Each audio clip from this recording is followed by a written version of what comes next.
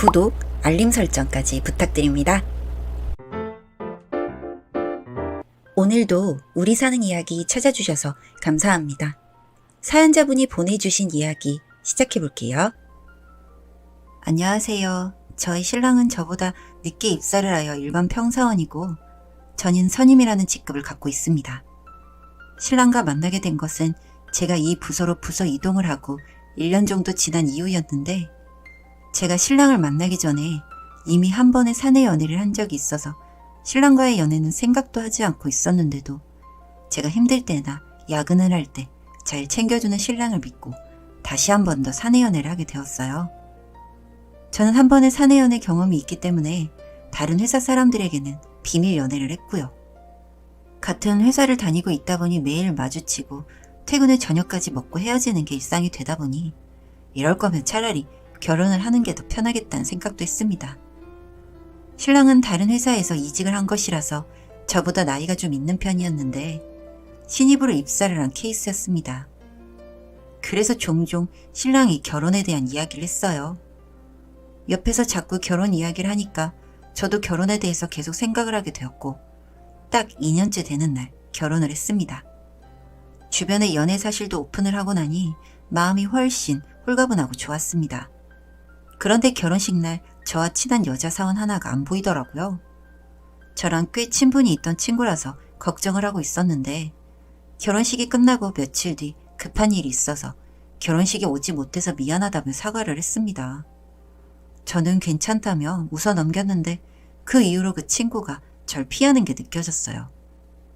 결혼 후 6개월 정도는 아무 문제 없이 지내왔던 것 같았는데 저를 피하는 그 친구와 신랑 사이에 이상한 교류를 감지하게 되었습니다.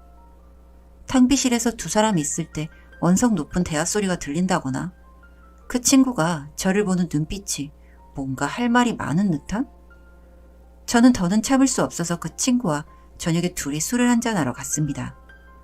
결혼 후 둘이서 시간을 보내는 것도 처음이었고요. 혹시 나한테 무슨 할 말 있어? 그보다 너 지금 행복해? 응? 신혼 재미있냐고 묻는 거야? 응, 괜찮아. 그럼 됐어. 나 할 말 있는 건 아니야. 요즘 집에 안 좋은 일이 있어서. 그렇게 친구와 오랜만에 시간을 보내고 집으로 갔습니다. 평소 제 친구 문제나 여가 시간에는 터치를 안 하던 사람인데 그날은 저에게 묻더라고요. 그 친구 만났냐고. 어디서 뭘 했고 자리는 즐거웠는지 어떤 이야기를 나눴는지 등등이요. 답지 않게 캐묻길래 그냥 만나서 밥 잘 먹고 왔다고 말을 하고 자러 들어갔는데 밖에서 통화 소리가 들렸습니다. 너 무슨 말 한 건 아니지? 회사 가서 보자. 그런 말들이요. 그래서 둘 사이에 뭔가 있나 보다 하는 마음에 다음날 출근을 해서 그 친구를 불러 세웠어요. 어제 통화한 내용을 의도치 않게 들었다고. 혹시 둘 사이에 내가 모르는 비밀 같은 게 있는 거냐고요. 친구는 많이 곤란해하더니 나가서 점심을 먹고 말해주겠다고 회사에서 할 이야기는 아닌 듯 하다고 했습니다. 그날 일을 어떻게 했는지도 기억이 안 나네요. 저희는 점심도 거르고 회사에서 멀리 떨어진 카페에서 커피를 시키고 이야기를 시작했습니다. 사실 나도 그 사람이랑 사귀고 있었어. 그게 무슨? 그 사람이랑 나도 비밀 연애 중이었는데 한 며칠 연락이 없더니 너랑 결혼을 한다더라. 심지어 그 말도 나는 그 사람이 아니라 너한테 들은 거고. 나 그 사람이랑 퇴근하고 매일 만났어. 다른 사람을 만날 시간이 없었을 텐데. 나한테는 퇴근하고 스터디가 있댔어. 그래서 주말에만 데이트했고. 너무 늦게 알아서 내가 이 말을 너한테 하는 게 맞는 일일지 정말 고민 많이 했고 결혼하고 나서야 내가 말할 게 무서웠던 건지 너의 신랑이 나한테 협박을 했어.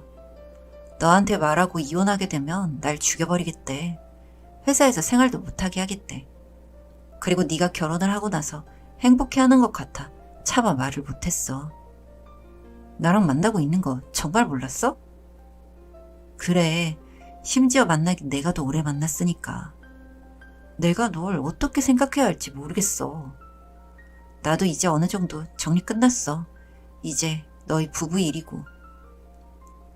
그렇게 악몽 같던 점심시간이 끝나고 저는 신랑의 얼굴을 볼 자신이 없었습니다. 퇴근을 하고 같이 집으로 돌아가는 길에도 배신감에 머리가 팽팽 돌고 있었어요. 그리고 머리가 채 정리가 되기도 전에 또 다른 사건이 터졌습니다. 집 앞에 어떤 아주머니께서 서 있으셨는데 신랑을 보더니 득달같이 달려들었습니다. 너 이 새끼 어디 있다 이제 와? 아, 왜 이러세요? 이것 좀 놔봐요. 저는 신랑이 어디 사채라도 쓴 건 줄 알았어요. 아주머니, 이거 놓고 얘기하세요.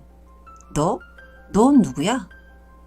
흥분한 아주머니는 주변의 말을 듣지 않고 우리 딸 살려내라고 네 새끼 데려가라며 소리를 질렀습니다. 네 새끼라뇨? 신랑은 미친 아줌마라며 제 손을 낚아채 집으로 들어왔지만 저는 다시 집 밖으로 나갔습니다. 아줌마, 저희 신랑 아세요? 내가 저놈을 얼마나 찾아다녔는데 모르겠어. 그보다 누구세요? 저 사람 와이프 되는 사람입니다. 와이프는 무슨? 혼인신고도 못했죠? 네? 네, 아직이요. 그럼 곱게 헤어져요. 어차피 혼인신고도 못할 테니까. 저 이해가 잘 안 돼서요. 저 새끼가 내 새끼 데려다 식도 안 올리고 덜컥 동거하면서 애를 낳았는데 그리고 나서 애는 돌보지도 않고 집에 돈도 안 갖다 줘서 내 딸이 공장에 다니다가 사고를 당했어요. 저놈 저거는 그 이후로 애 책임지기 싫다고 도망갔고. 어떻게 그런. 내 딸 손가락 2개 잘리고도 저놈 저거 찾아서 사람 만들겠다고 갔는데 그런 내 딸을 때리고 또 때리고 나 저놈 저거 경찰에 보내야 해요. 처음 보는 아줌마의 말이었고 이후 막무가내로 저희 집에 들여오려고 해서 주민들의 신고로 일단락 되었습니다. 그리고 집에 가서 신랑에게 말을 했어요. 그 미친 아줌마 갔어? 그보다 당신 결혼했어? 어? 결혼도 아니야. 어릴 때 못 모르고 혼인신고한 거.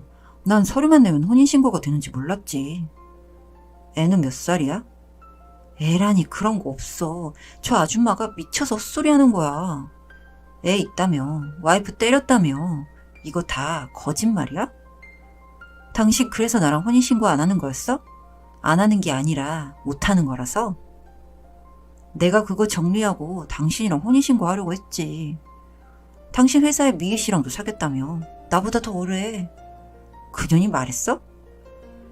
이건 정말 안 되겠다. 우리 헤어지자. 부서는 내가 옮길게. 아니야, 여보, 내가 다 미안해. 결혼 전에 한 일들이야. 내가 어렸어.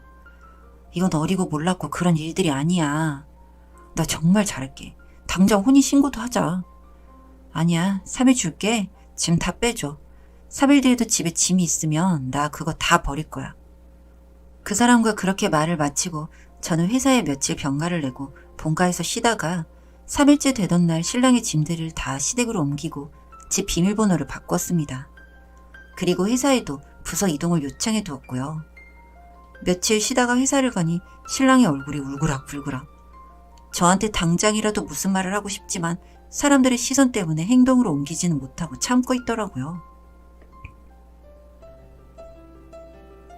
회사 동료에게 부탁해서 제가 혼자 있는 시간은 최대한 없도록 계속 다른 사람들과 같이 있었어요. 며칠을 그렇게 지내고 회사 동료와 점심을 먹고 사무실에 들어왔는데 회사로 본처의 어머니께서 와 있더라고요. 신랑이 황급히 그 아주머니를 이끌고 탕비실로 들어갔는데 저희 사무실 탕비실이 방음이 좋지 않아서 밖으로 소리가 다 새어나왔습니다.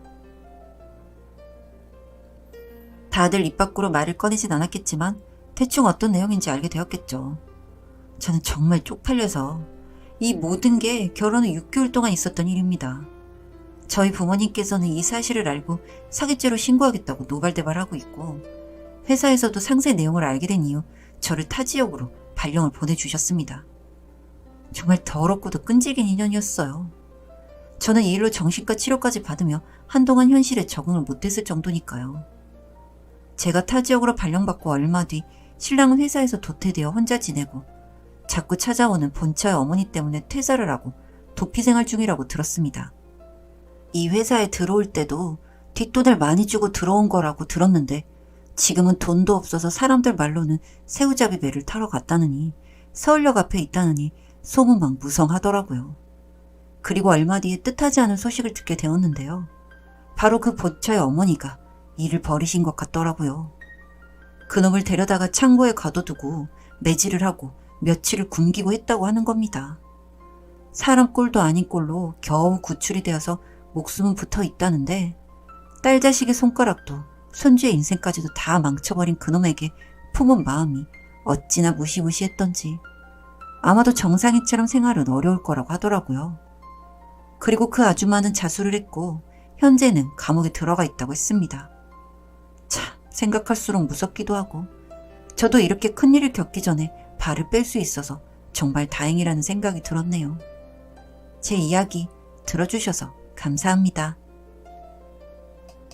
사연은 여기까지였고요. 우리 사는 이야기 시청해주셔서 감사합니다.